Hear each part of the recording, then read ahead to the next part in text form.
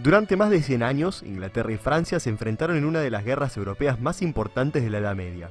Yo soy Martín de Historia en 10 minutos y en este video vamos a ver qué fue la Guerra de los 100 años. Antes de empezar, vale aclarar que si bien este conflicto se lo conoce como la Guerra de los 100 años, en realidad esta guerra duró más que 100 años, ya que comenzó en 1337 y terminó en 1453. Pero no fueron más de 100 años de guerra ininterrumpida, sino que esta guerra se detuvo numerosas veces por diferentes treguas y tratados de paz entre los dos beligerantes.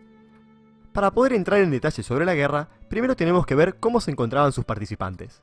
Comencemos por Francia. Antes de comenzar la guerra, Francia era uno de los reinos más poderosos e importantes de Europa.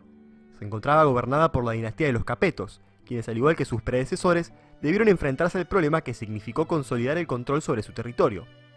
Por un lado, las fronteras con su vecino, el Sacro Imperio Romano Germánico, no se encontraban delimitadas de forma muy clara, y por otro lado, el sistema feudal de la Edad Media le había otorgado poder y tierras a los nobles en forma de condes y duques, quienes fueron reacios a ceder su poder. En el bando contrario tenemos a Inglaterra. Gobernada por la dinastía Plantagenet, Inglaterra era un reino más pobre y con menor población que Francia. Pero, al igual que Francia, Inglaterra tuvo problemas fronterizos con sus vecinos. Pero el mayor problema lo tuvo con la propia Francia. Gracias al sistema feudal y a pasadas guerras entre ambos, Inglaterra poseía el control de parte del territorio francés en forma de ducados y condados, siendo el más importante el Ducado de Aquitania, luego llamado Ducado de Guyena. Existen numerosas causas para el comienzo de esta larga guerra, pero en este video nos vamos a enfocar en tres de las que consideramos son las más importantes. La primera de ellas es el conflicto por el control del Ducado de Aquitania. Debido a diferentes guerras y tratados del pasado, el Ducado de Aquitania, que se ubicaba dentro del actual territorio francés, le pertenecía al rey de Inglaterra, quien tenía el título de duque. Eso llevó a numerosos conflictos entre los dos reinos, en donde en repetidas ocasiones, fuerzas francesas invadieron el ducado alegando problemas internos que los ingleses eran aparentemente incapaces de solucionar. La segunda de las causas pertenece al plano económico. El condado de Flandes era un territorio que dependía políticamente de Francia, pero económicamente de Inglaterra, ya que su actividad principal era la producción y venta de paños con lana proveniente de Inglaterra. Hecho bien conocido por Inglaterra, quien utilizó la amenaza de cortar la exportación de lana para forzar a Flandes a estar de su lado y generar levantamientos armados contra Francia. La tercera causa, o el detonante de la guerra, sin embargo, se encuentra en la cuestión sucesoria de la corona de Francia. En 1328 moría Carlos IV, el último de los reyes capetos en Francia, sin hijos varones. Carlos había tenido una hija mujer, que según las costumbres francesas no podía heredar la corona. Al no haber tenido un hijo varón, la corona debía recaer en el pariente masculino más cercano de Carlos IV, quien en este caso resultaba ser su sobrino, Eduardo III, rey de Inglaterra. Para evitar que el trono francés cayese en manos de los ingleses, los nobles franceses apelaron a la vigencia de la ley sálica, según la cual una mujer no podía gobernar ni transmitir los derechos hereditarios a la corona, invalidando entonces la clama de Eduardo III, ya que él era sobrino de Carlos IV por parte de su hermana. Con este argumento, en 1328, fue nombrado rey Felipe de Valois, primo hermano del rey difunto, y quien al coronarse pasó a llamarse Felipe VI.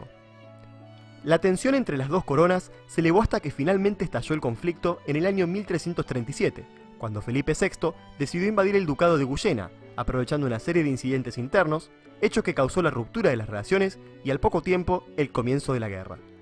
Para que sea más fácil entender esta guerra, vamos a dividirla en las siguientes 4 etapas. La primera de estas etapas comienza en 1340 con la primera batalla importante de la guerra, la batalla naval de la Esclusa, en donde la flota anglo-flamenca destruyó a la francesa.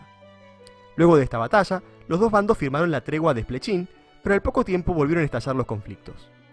Jacob van Artevelde, líder de Flandes y aliado de Inglaterra, fue asesinado en una revuelta en 1345, lo que obligó a Eduardo III de Inglaterra a desembarcar en el norte de Francia para no perder los territorios de su aliado, reanudando entonces la guerra.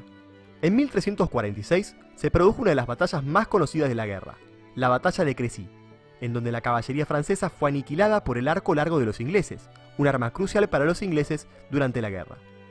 Un año después de la batalla de Crécy, entró en escena la mortífera peste negra, lo que forzó a ambos bandos a firmar la paz de Calais.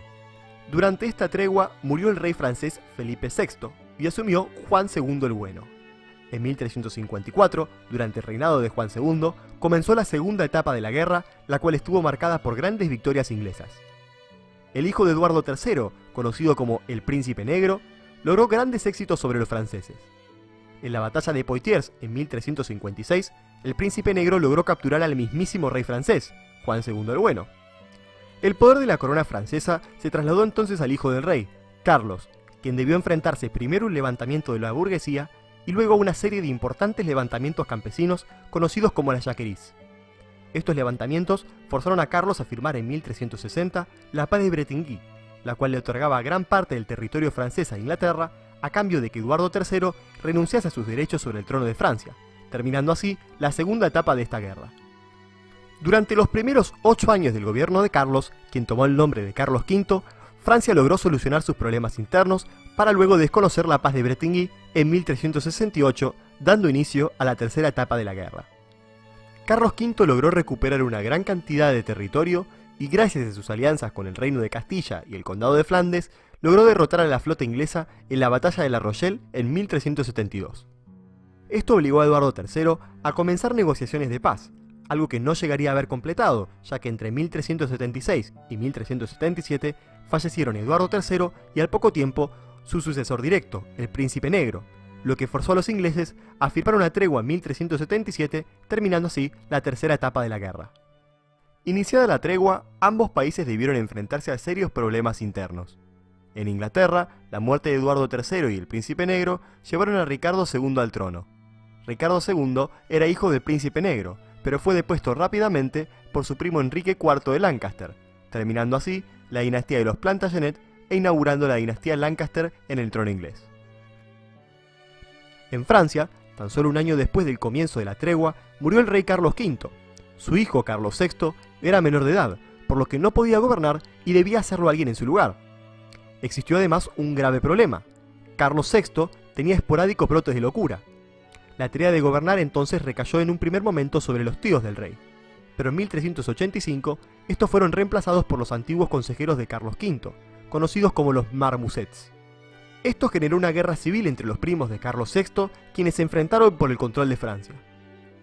Los dos bandos que se enfrentaron fueron los Armagnacs, seguidores de Luis de Orleans, y los Borgoñones, leales a Juan sin miedo.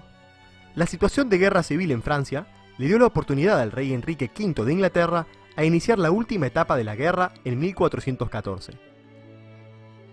Enrique desembarcó en Normandía y logró una aplastante victoria en la batalla de Azincourt en 1415. Ante esto, Juan sin miedo y los Borgoñones, convencidos de que los ingleses ganarían la guerra, se aliaron en secreto con estos. Esto llevó a que los ingleses comenzaran a conseguir victorias sobre los Armagnacs, lo que llevó a que el pueblo se enfureciese con ellos y los echase de París. Al poco tiempo de esto, el líder de los Borgoñones, Juan sin miedo, fue asesinado, lo que llevó a que Enrique V, Felipe el Bueno, el nuevo líder de los Borgoñones, y la reina Isabel, esposa de Carlos VI, firmasen el Tratado de Troyes. Este tratado, firmado en 1420, establecía que a la muerte del rey loco, Carlos VI, la corona pasaría al rey inglés, Enrique V. El problema para los ingleses fue que en 1421 murió inesperadamente Enrique V, adelantándose a Carlos VI, que lo haría al poco tiempo. Según lo acordado en el Tratado de Troyes, fue coronado rey de Inglaterra y Francia Enrique VI, quien tenía tan solo un año. Carlos VII, hijo del difunto rey loco, aprovechó la situación y se proclamó rey de Francia, continuando la guerra con los ingleses e inaugurando una guerra civil contra aquellos que no lo reconocían como rey. Carlos VII se encontraba en desventaja y sufrió numerosas derrotas, pero todo cambió en 1428 con el sitio de Orleans. Esta fortaleza francesa, que se negaba a rendirse a los ataques ingleses, comenzó a despertar un sentimiento de resistencia en el pueblo francés, algo que se cristalizó en la figura de Juana de Arco. Esta joven mujer, quien decía haber sido enviada por Dios, logró derrotar a los ingleses en Orleans, levantando el espíritu de los franceses. Además, gracias a esta victoria, Carlos VII fue proclamado como rey de los franceses, aunque no todos lo reconocieran. En 1430, Juana fue capturada por los Borgoñones y entregada a los ingleses, quienes decidieron quemarla en la hoguera. Con su muerte, Juana de Arco logró unificar a los franceses y que los Borgoñones aliados de los ingleses se pasasen al bando francés. Terminada la guerra civil, Carlos VII lideró a sus ejércitos a la victoria, derrotando a los ingleses de forma definitiva en la batalla de Castillon en 1453, dejándoles únicamente con el control de Calais y terminando así la Guerra de los 100 años. Si llegaste hasta acá, habrás visto que esta guerra fue un proceso sumamente complejo. Quedaron muchos detalles afuera, pero intenté sintetizar lo más posible las partes indispensables para entender esta guerra tan larga. Espero que este video te haya resultado útil. Si te gustó y querés ver más videos como estos, podés suscribirte a nuestro canal. Y si querés dar a conocer esta historia con nosotros, no dudes en compartir este video. Mucha suerte y nos vemos en el próximo video.